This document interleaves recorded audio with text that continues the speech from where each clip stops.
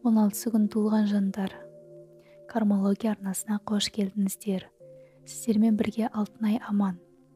Қайғы мұңсыз арманға жеткіңіз келсе, және тағы да басқа өзіңізге пайдалы деген мәліметтер алғыңыз келсе, осы эфирді соңына дейін қарап, лүпіл басып, арнаға тіркеліп кетіңіздер. Ендеше біз бастаймыз.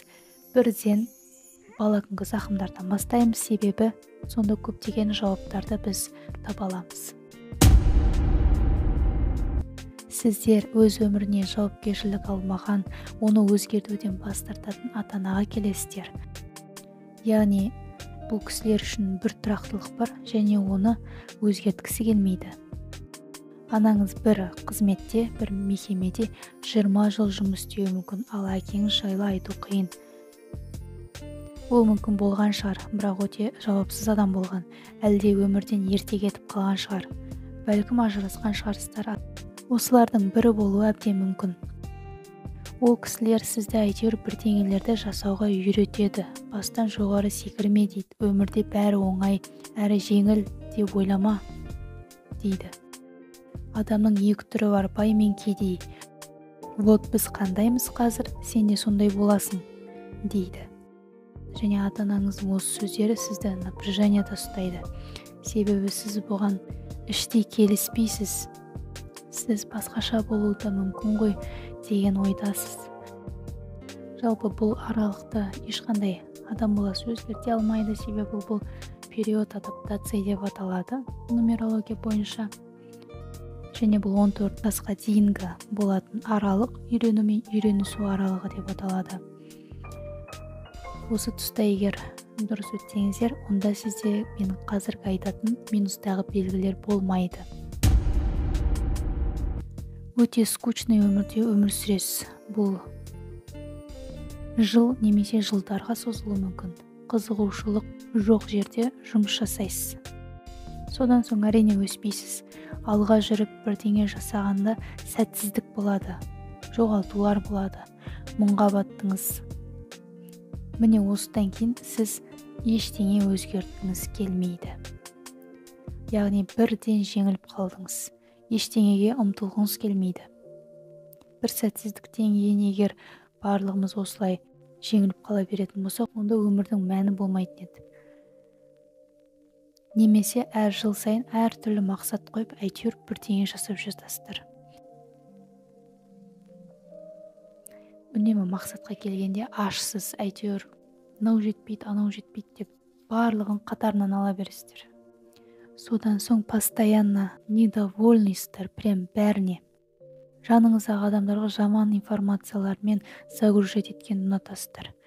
Яғни өзгелердің де өзіңіздің де көңіл күйіңізді бұзғанды жақсы көресіздер.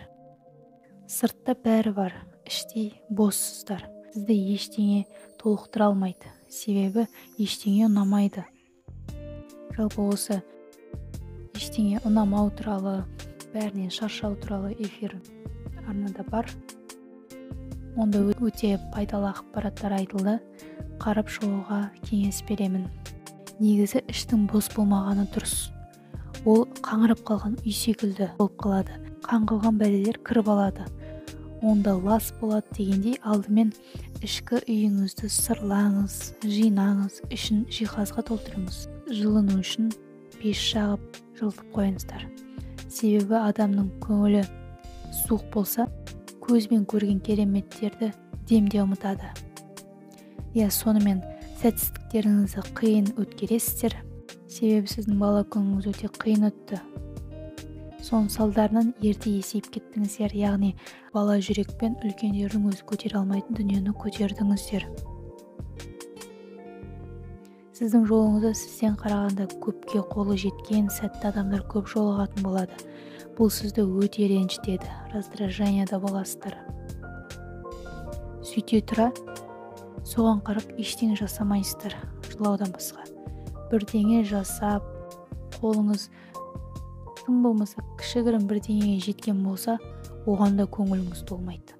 Сізбен ешкім жақын болып танысқысы келмейді, себебі максимально отталкивать етесіздер. Сондай бір мимикаңыз бар ма, әлде түріңізбен қарасыңызда адамдарды жақындатпай тұратын белгілер болады, мүмкін сіз оны өзіңіз елеп көрмеген шығарсыз. Міне осылайша адамды өзіңізден өзіңіз қуып тастайсыз. Сонымен қатар сізбен сөйлесу өзге адамдарға комфорт сыйламайды. Бұл енді минустағы белгілер. Егер плюста болсаңыздар, онда осы іс-әрекеттер болмайтын еді. Ал енді плюстағы іс-әрекет белгілерін айтамын. Сіз үшін өмір 2 саттан тұрады. Бірінші опыт. Онда сүріну мен құлау бар. Жалпы діттегенге жету барысындағы жасаған әрекеттеріміз болып табылады. Бұл 30 жасқа дейінгі жиналатын өтіл. 27-30 жас аралығында өмір мәнін табуға аттанасыздар. Бұл енді бірақ бірден жайдан жай келген ой емес. Бұған түрткі болған бәлкім жақындарды жоғалтқаныңыз, әлде баланың ауырып қалуы, я болмаса кетіп қалуы түрткі болуы мүмкін. Болмаса өзіңіз ауырып қалғанда, немесе бизнес құрып ол бірден құлдырап кеткен болса, в общем, байлықпен тең келмейтін, ақшаға сатып ала алмайтын өте бір құнды дүниелерді жоғалтқан кездегі сіздердің ізденістеріңізді айтып тұрмын. Сіздерде қандай болды осы аралықта пікірге жазып кетсеңіздер болады. Бірінші 30 жылдықта өзіңізді ойладыңыз, ешкімнің көңілін елемедіңіз. Ал екінші 30 жылдықта сіз соған өкінесіз. Ақша, байлық деп өмір сүргеніңіз ақымақтық деп санайсыз. Сіздерді негізі өз басын ойлап қалған меркантильный деп айтуға келмейді. Әрине сырт көзге солай көрінулеріңіз мүмкін. Дегенмен сіздер жай ғана ішкі қорқынышыңызды, сенімсіздігіңізді осылай жасырасыздар. Сондықтан бай болсам, точно уверенный болам деп ойлайсыздар. Бірақ ол қате әрине.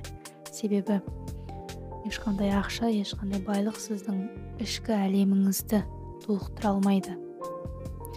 Және де ішкі қорқынышыңызда ешқандай ақша кетіре алмайды.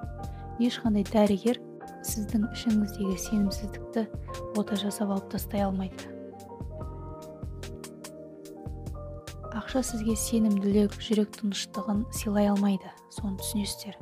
Алдымен тоқтап, айналаңызға қарап, неге сіз басқалар сияқты өзіне сенімді емессіз? Осы жайлы ойланып көріңіздерші. Расында сіз байлық ол жақындардың амандығын көру екендігін түсінбей, ішкі бір қуанышқа жете алмайсыздар. Және де өмір бізге бір күні түсіндіреді осыны. Бірақ өмір қашанда қиындықтармен, бір қиын жағдайлармен, ауырлықпен түсіндіреді ғой. Сондықтан қазірден түсініп, амалдар жасай бастаңыздар. Бұл эфирді сіз 2 жылдан кейін көруіңіз мүмкін. Қай кезде көрсеңіздер де міндетті түрде осы эфирде айтылған сұрақтарды өзіңізге қойып, жүректеріңізге үңіліп көріңіздер.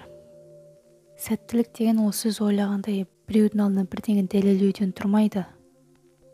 Ол жай ғана қолында барды қанағат тұтып бағалаудан тұрады.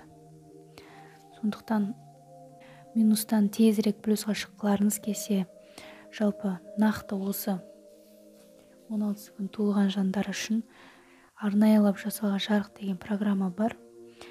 Егер соны алғыларыңыз келсе, міндетті түрде почтаға жазыңыздар.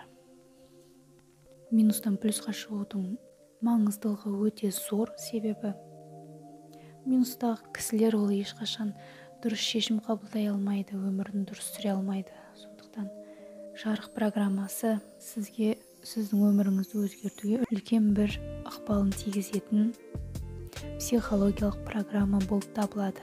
Ендеше назарларыңызға рахмет. Арнаға тіркеліп, үліп басып, пікір жазып кетіңіздер. Аман сау болыңыздар.